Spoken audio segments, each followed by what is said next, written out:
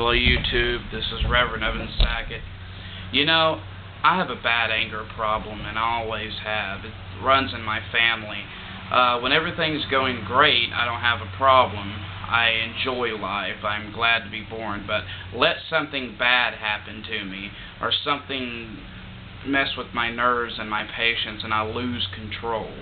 And very often I will go into a fit of rage, and I cannot satisfy myself unless I break something or hit something or hurt myself. And a lot of people have always recommended that I go into psychiatric treatment because anyone who knows me on a personal level knows that I'm a very peculiar individual. I mean, I talk to myself, I answer myself, and you know, it's something I've been doing for years, since I've been a child. When I was a kid, I didn't have many friends. I didn't have people to talk to. So basically what I started doing was talking out loud. I mean, we all talk to ourselves. We all answer ourselves, but some of us don't do it out loud. Most of us do it in our minds.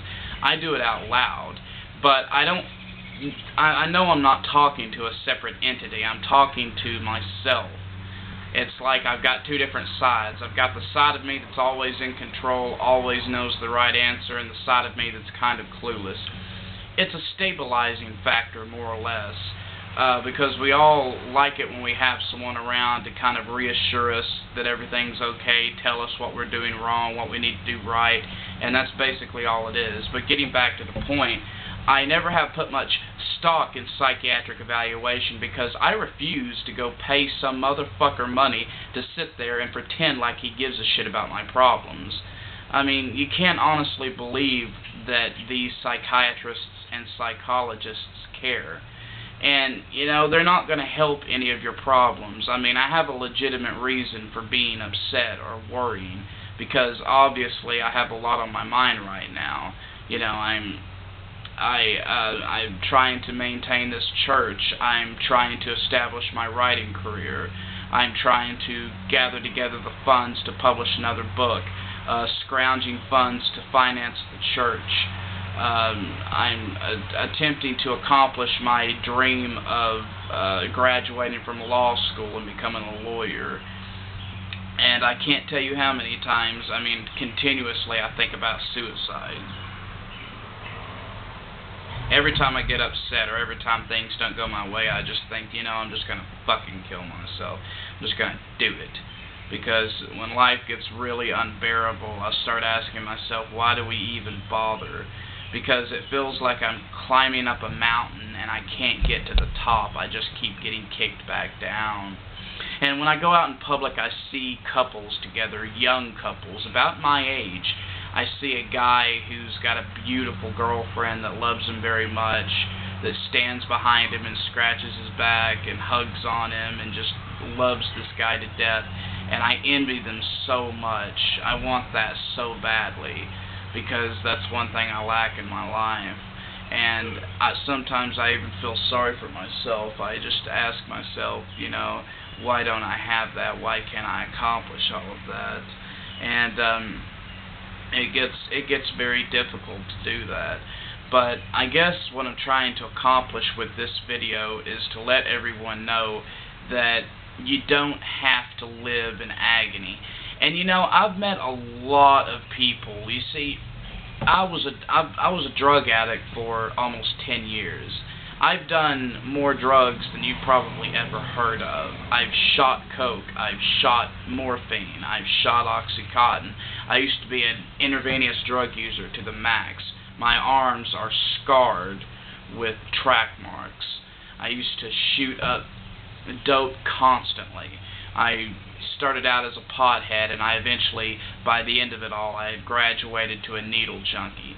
And I'm here to tell you, I don't care what you've done in your past. I don't care if you are a crack whore with 5 felonies on your record at the bottom of the barrel, sucking cock for a cigarette on the side of the street. You don't have to be like that. You can redeem yourself.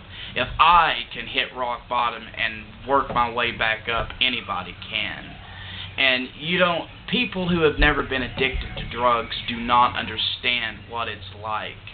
When you live for 10 years on drugs, and then all of a sudden you're trying to adapt to living without drugs, it's not an easy thing to do, because for the last 10 years, drugs have been your life.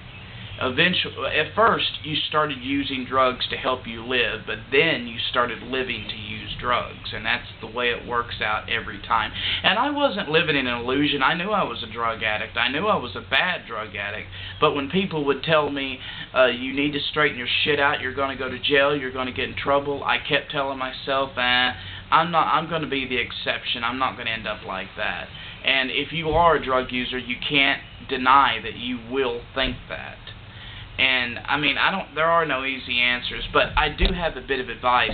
If you are on drugs and you're scared of getting off of drugs, let me tell you, if you go long enough without using drugs, eventually it becomes second nature to not want them. And my method is, don't necessarily be afraid to relapse. I mean, that's one thing they don't tell you in rehab, that most people do relapse. But what you've got to tell yourself when you do relapse is, don't think, hey, it's all over, I might as well go back. Don't think like that. When you relapse and you use, it's just a speed bump, just move on. But I mean, I think relapsing can actually be helpful, because when you crave drugs and you crave them and you crave them and you crave them, you finally just give in and use once, and you realize, hey, it's not all that it's cracked up to be. Why did I miss this so much? Cocaine was probably one of the worst addictions for me. If you've ever injected intravenous cocaine, it's a rush unlike anything you could ever experience. But the after effects are ungodly. About 10 minutes after you inject cocaine, you're shaking, your heart is pounding, your blood pressure goes up to about 170. You are pouring sweat. You are in absolute agony, especially if it's cut with a lot of speed. And I mean, I grew up in the pit of drug use. You know, I mean, this is part of my life. Growing up within the valley, the mountains, going out into the woods and using drugs, experiencing drug use. I mean, this is part of my past. It's a fraction of my very being. I mean, I spent 1/3 of my life doing drugs, searching drugs, trying to get the money to buy drugs. And I'm not going to regret anything I've ever done in my life. The only time you should regret anything is when you don't learn from it. Just remember that it doesn't matter what you've done, it's never too late to redeem yourself. And if I can do it, damn it, anybody can.